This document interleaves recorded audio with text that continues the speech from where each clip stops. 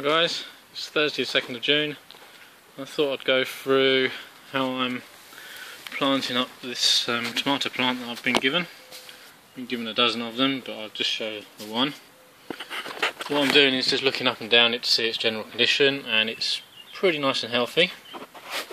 Down here you can see the first false leaves, collodions I think they're called.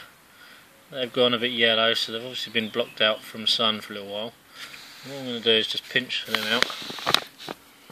I want to bury the plant up to about here. So what I'll also do is I'll take these two little ones off, because in comparison to these bigger leaves up here, they're tiny, they're not going to produce much energy for the plant. So I'm just pinching these off, and by burying it deep it should produce more roots along here. I've seen people sort of scrape the stem just to try and induce a few more roots to grow. But you can see there's little, well maybe not on the camera, but back here there's little furrs, and they may turn into roots. Then look at the bottom. There's quite a lot of roots growing out there, so it's quite pot bound, or at least getting there. And I'm just trying to massage the pot to loosen it up. Pretty difficult with one hand. And then just push by the bottom, and out it pops. And there we go. So see how it's starting the roots to curl around. It's starting to be pot bound. No, it's not too bad, so it's about the right time to either pot up to a bigger pot or plant in the ground. But if this was severely matted with roots, then it's going to be really pot bound. Now I'm going to take this over to the hole I've prepared. This is in my raised bed. So here's the dirt that I've dug out. Well, it's not too bad, it looks sandy, but it feels quite nice. Still clay-like. I can just see that it's acting a bit like clay, but it's breaking up really nice.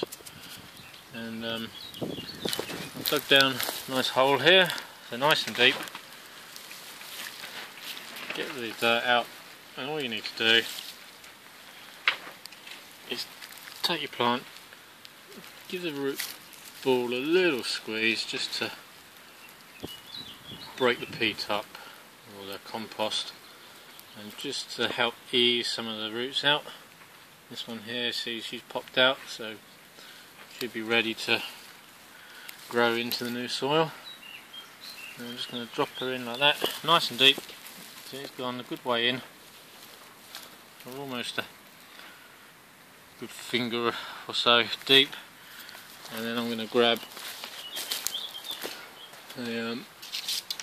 a cane I've just got. It's not the best of canes, I've used up all the good ones. I'm just going to push that into the ground like that. Yeah, and then just backfill the dirt like this. It's quite tricky with one hand trying to hold the camera. I'm going to push that dirt back into there.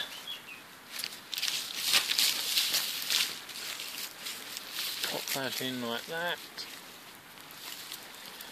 Got some compost. I'm just going to get a handful of that. There we go, it's just general purpose. Drop that on the top there. Squeeze that in. And then all I need to do is just tie this plant up to the stake. But when you're doing so, like I've done with this one, leave enough slack. You want it just to hold the plant, but you don't want it to pin the plant to the stake, because what happens is as this grows, this twine or string, whatever you use, I prefer this twine because it's more likely to rot down. I don't like using the nylon stuff.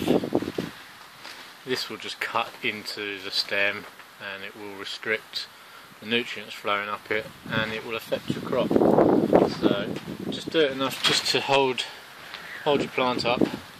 This one's gone quite away from the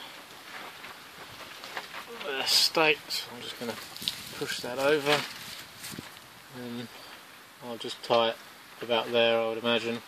A little bit of slack just to keep her upright. Stuff we're getting blown in the wind.